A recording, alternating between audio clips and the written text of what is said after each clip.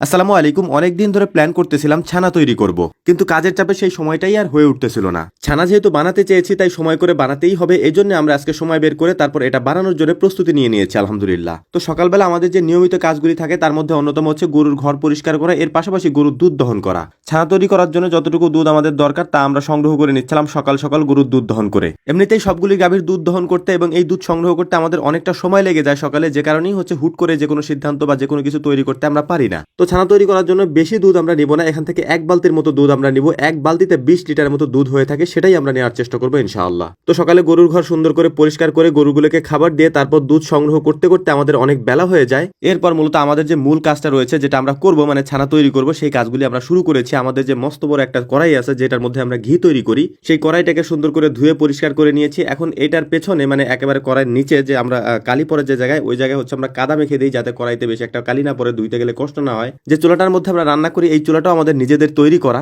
তো চুলার মধ্যে লাকড়ি দিয়ে তারপর চুলাটাকে আমরা রেডি করে রেখেছি। এখন আমাদের কাজ হচ্ছে এটার মধ্যে আমরা দুধ দিয়ে দেবো। যে 20 লিটার দুধ আমরা নিয়ে এসেছি বা 18 লিটার মতো দুধ নিয়ে এসেছি, সেটা আমরা এই কড়াইয়ের মধ্যে দিয়ে দেবো ইনশাআল্লাহ। এর পাশাপাশি ছানা তৈরি করার জন্য যেসব উপকরণ আমাদের দরকার সেগুলিকে আমরা এনে রেখেছি। এইগুলি দিয়ে আমরা এখন আমাদের কাজ শুরু করেছি। চুলার মধ্যে জাল জ্বালিয়ে দিয়েছি, এখন এটা সুন্দর করে আগুন জ্বলছে এবং চুলাটা খুব সুন্দরভাবে জ্বলে, যার ফলে যে কোনো কিছু রান্না করতে বেশি সময় আমাদের প্রয়োজন হয় না, কারণ এই চুলাটা অনেক বেশি হেল্প করে আমাদের এই কাজের ক্ষেত্রে। এই চুলা বা কড়াই এগুলি আমাদের ঘি তৈরির কাজে প্রয়োজন হয়, যে কারণে এগুলিকে আমরা বানিয়ে রেখেছি এবং পরবর্তীতে এগুলি দিয়ে আমরা অন্যান্য কাজও করি। যদি আমাদের কোনো রান্না বান্না করতে হয় সেগুলিও আমরা মানে বড় আকারে যদি করতে হয় তাহলে এগুলির মাধ্যমে আমরা করার চেষ্টা করি। দুধ থেকে ছানা তৈরি করতে বেশি সময় আমাদের লাগবে না, যেমনটা আমাদের ঘি তৈরির ক্ষেত্রে লাগে। অনেক বেশি সময় লাগে ঘি তৈরি করতে, কিন্তু ছানা তৈরি করতে তো বেশি সময় লাগবে না, শুধুমাত্র দুধটাকে জমানোই হচ্ছে মূল কাজ আমাদের। তো আলহামদুলিল্লাহ সেই কাজটা আমরা করে ফেলেছি। দুধের ছানাটা তৈরি হয়ে গিয়েছে এবং সুন্দরভাবেই হয়েছে। এখন এটাকে আমরা নামিয়ে নেব শুকনো একটা পাত্রের মধ্যে, মানে একটা পাত্রের মধ্যে আমরা নামিয়ে তারপর এটাকে পানি দিয়ে ঠান্ডা করব।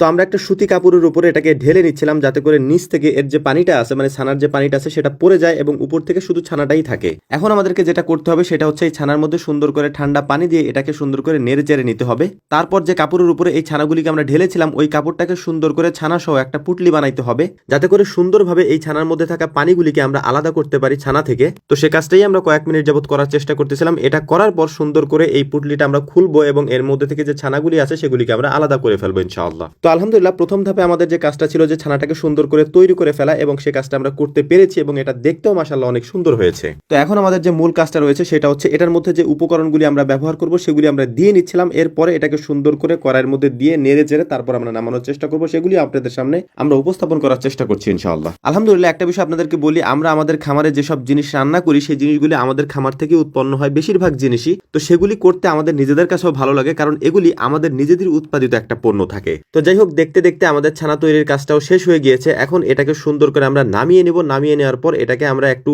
বড় প্লেটের মধ্যে সাজানোর চেষ্টা করব। যদিও আমাদের কাছে বড় প্লেট নেই, আমরা হচ্ছে একটা ঢাকনা নিয়ে নিয়েছি। এই ঢাকনার উপরে সুন্দর করে এটাকে আমরা সাজাচ্ছিলাম। যেহেতু মাত্রই এটাকে চুলা থেকে নামিয়েছি তাই প্রচন্ড গরম থাকার কারণে পানি দিয়ে দিয়ে তারপর এটাকে আমরা সাজানোর চেষ্টা করছিলাম। সাজানোটা মোটামুটি আলহামদুলিল্লাহ আমাদের হয়ে গিয়েছে। এখন এটাকে সুন্দর করে আমরা ছানার যে সাইজগুলি থাকে সেই রকম সাইজের মতো করে কেটে নেব ইনশাআল্লাহ। এটাকে কাটার পর আমাদের আর তেমন কোনো কাজ নেই। এই যে খণ্ডগুলি হয়েছে এই খণ্ডগুলির মধ্যে আমরা এক একটা কিশমিশ দিয়ে দেওয়ার চেষ্টা করব, যাতে করে এটা দেখতে সুন্দর হয় এবং খেতেও যাতে অনেক সুস্বাদু হয়। তো আমরা কয়েকজনে মিলে কিশমিশগুলি দিয়ে দিচ্ছিলাম। এটা দেখতে অনেক সুন্দর হচ্ছিল কিশমিশগুলি দেওয়ার পর, এবং খেতেও আলহামদুলিল্লাহ অনেক সুস্বাদু হয়েছিল। তো যাই হোক, আমাদের জন্য দোয়া করবেন। আসসালামু আলাইকুম ওয়া রাহমাতুল্লাহ।